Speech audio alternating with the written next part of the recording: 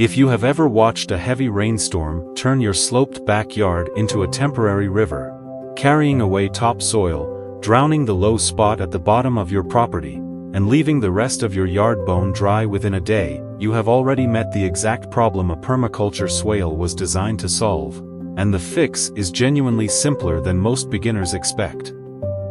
A swale is nothing more than a shallow, level-bottom ditch dug along the natural contour of a slope, with the excavated soil mounded into a berm on the downhill side.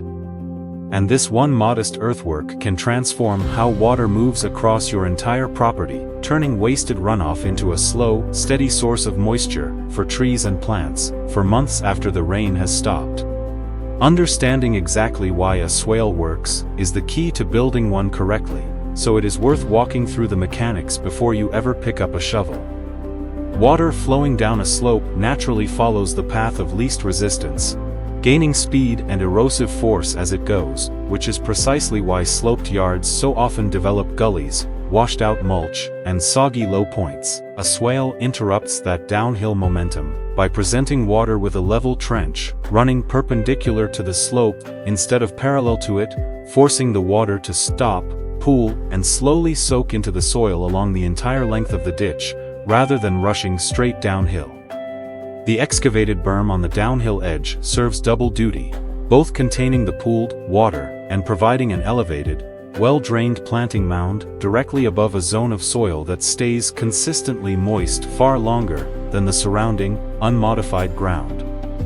This is the foundational principle behind permaculture water harvesting more broadly, slowing water down, spreading it out across a wider area, and sinking it into the soil, rather than letting it run off the property entirely. And a well-built swale accomplishes all three in a single, surprisingly simple structure. Getting your swale level along its contour line is genuinely the single most important technical requirement of the entire project, and it is worth taking real time to get right. Any digging begins. A swale that is not level will simply funnel all of its water toward the lowest point along its length, defeating the entire purpose, and potentially creating a new erosion problem exactly where you did not want one. Beginners without access to laser levels or professional surveying equipment can build a genuinely accurate, homemade A-frame level using 3 straight boards, a hinge, and a simple string with a weight tied to the bottom, marking the point on the crossbar where the string hangs when the 2 legs are standing on ground of equal elevation. Walking this simple tool across your slope, marking flags at each level point, lets any beginner trace an accurate contour line, without spending $1 on equipment, and this single afternoon of careful measuring is what separates a swale that quietly and effectively manages water for decades, from one that fails during the very first serious storm. Before any digging begins, one genuinely essential safety step applies to every property in the country regardless of size or region. Contacting your local utility locating service, reachable by dialing 811, anywhere in the United States, to have buried gas, water, electric, and cable lines marked on your property, is a free service and a mandatory step that prevents genuinely dangerous accidents, and skipping it is never worth the risk no matter how confident you feel about your yard's layout. Once your lines are marked and your contour flagged, the actual digging itself requires only modest tools for a residential scale swale. A standard flat spade for cutting a clean trench edge, a digging fork for loosening compacted soil, and a wheelbarrow for moving excavated soil directly onto the forming berm cover the vast majority of backyard projects. Though renting a walk-behind trencher or small excavator genuinely speeds up longer runs on larger properties, digging the trench roughly 12 to 18 inches deep and 1 to 2 feet wide suits most residential slopes. With excavated soil built up into a berm on the downhill side reaching a similar height, tamped down in layers as you go to prevent excessive settling. Once rain begins compacting it naturally, placement and regional climate genuinely play the same foundational role for a swale that light and temperature play for a living plant, just expressed through water and slope rather than sunlight. Full consideration of your specific regional rainfall pattern should drive your swale's size and spacing before you dig a single shovelful. Regions across the American Southwest and Interior West, which experience intense, infrequent monsoon-style downpours on otherwise dry soil, generally benefit from larger, more widely spaced swales capable of capturing a substantial volume during those rare heavy events. Regions across the Southeast and parts of the Midwest, which see more frequent, moderate rainfall, typically do well with smaller, more closely spaced swales, positioned every few feet down the slope rather than fewer large ones. Colder northern states also need to plan specifically for spring snowmelt, since a rapid thaw can send a genuinely large volume of water downhill in a short window, meaning swales in these regions benefit from a slightly oversized spillway, an intentionally lower, stabilized section along the berm that lets excess water overflow safely to the next swale downhill, rather than breaching the berm entirely during an unusually wet spring. The research supporting swales and similar water harvesting earthworks is genuinely well established, spanning both formal engineering research and broader permaculture design literature. Bioswales and infiltration trenches, essentially close cousins of the permaculture swale built on residential or commercial scale, have been studied extensively by civil engineering researchers and environmental agencies, specifically for their ability to reduce stormwater runoff volume and filter pollutants before water reaches waterways, with numerous studies documenting significant reductions in both peak runoff flow and contaminant loads compared to unmanaged sloped land. Soil science research on infiltration rates has also repeatedly demonstrated that slowing water's contact time with soil, exactly what a level swale trench accomplishes, dramatically increases the percentage of rainfall that actually soaks in and recharges groundwater rather than running off the surface, a principle central to permaculture design philosophy, popularized by practitioners studying traditional water harvesting earthworks.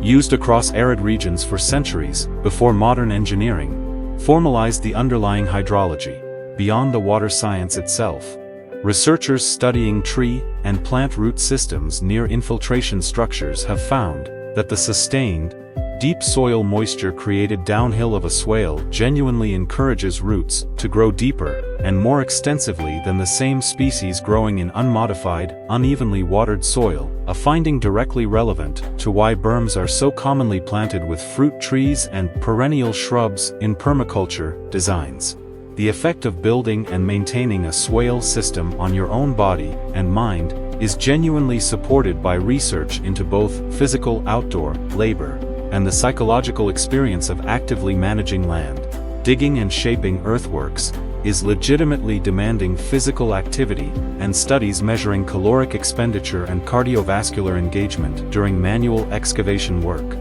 place it comfortably alongside other vigorous forms of yard work, known to support cardiovascular health when done consistently and safely. There is a genuine psychological dimension here too, distinct from the labor itself. Homeowners in flood-prone or drought-stressed regions frequently report measurable anxiety tied to extreme weather events on their own property, and research on environmental locus of control, the psychological concept describing how much agency a person feels they have over conditions affecting them, has found that taking direct, tangible action to manage a stressor, in this case, standing water or parched soil, meaningfully reduces the anxiety associated with that stressor compared to feeling passively at the mercy of it. Watching your own swale system visibly slow a storm's runoff, or keep berm plantings green through a dry spell, provides exactly this kind of tangible, repeated evidence of control, which is part of why so many permaculture practitioners describe their earthworks projects as genuinely stress-relieving rather than merely functional. Correctly directing water to the root zones of your berm plantings is where a swale's design translates most directly into ongoing plant care, and getting the sizing right determines whether your trees thrive or actually struggle from too much or too little moisture. A properly sized swale trench should hold water long enough to fully infiltrate within 24 to 48 hours after a typical rain event, rather than staying visibly full for days, since standing water beyond that window signals either a swale size too large for your soil's infiltration rate or a soil type, often heavy clay, that needs amendment before the system functions as intended. Planting fruit trees, berry bushes, or other productive perennials directly on, or just below the crest of the berm, positions their root zones precisely within that zone of extended soil moisture, without sitting in standing water itself, giving them access to water reserves that last considerably longer between rain events than unmodified soil nearby ever could. In the driest weeks of summer, when even a well-designed swale system has not seen recent rain, supplemental deep watering directly at the base of berm plantings, checked with the same simple finger test used for any garden bed. 2 inches down for moisture remains a sensible backup rather than assuming the swale alone will carry plants through an extended drought. Fertilizing and pruning berm plantings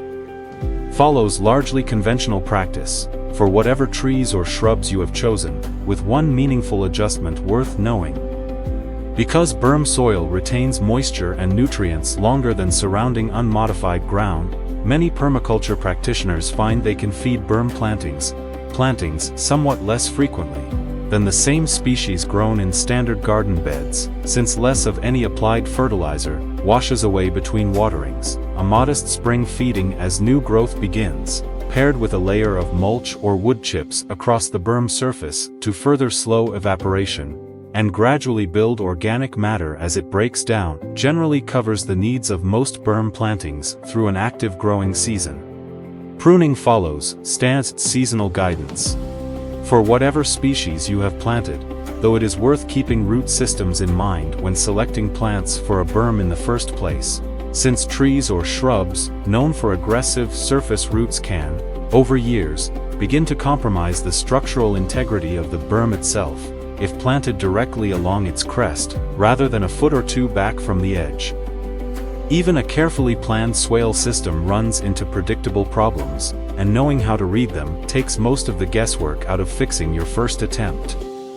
A swale that empties within a few hours, rather than slowly infiltrating over a day or two, usually indicates either a leak along an uneven, imperfectly leveled section or genuinely fast draining, sandy soil that may benefit from a layer of compost worked into the trench floor to slow its infiltration slightly and extend that soaking window. Standing water that lingers for many days beyond that window, conversely, points to heavy clay soil, or a swale sized larger than your specific soil type can actually absorb, and is best addressed by improving drainage with compost amendments or reducing the swale's planned water-holding volume in future sections. A berm that erodes or slumps after a heavy storm almost always traces back to insufficient plant cover holding the soil keys,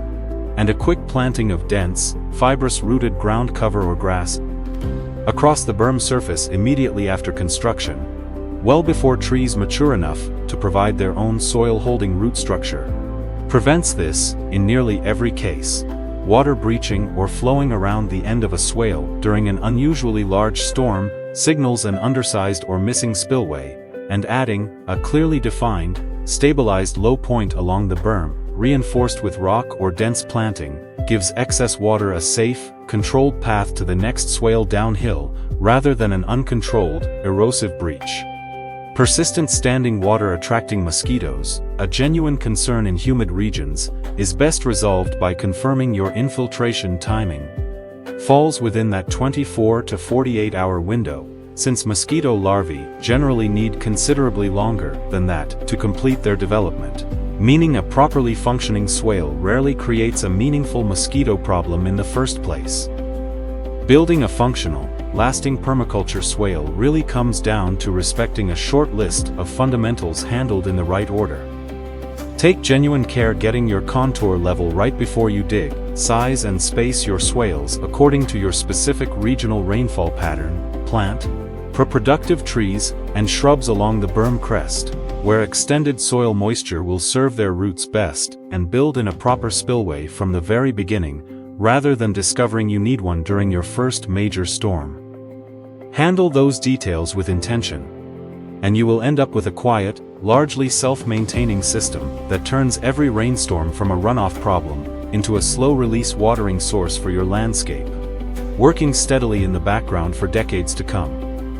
On a longer slope, a single swale rarely tells the whole story either. And most established permaculture landscapes actually rely on a series of parallel swales spaced down the hillside, each one catching whatever overflow the swale above eventually sheds during a larger storm, gradually stepping water down the slope rather than asking one earthwork to handle the entire hillside's runoff alone. If you love learning about seasonal flowering plants, vegetables, gardening tips and nature care,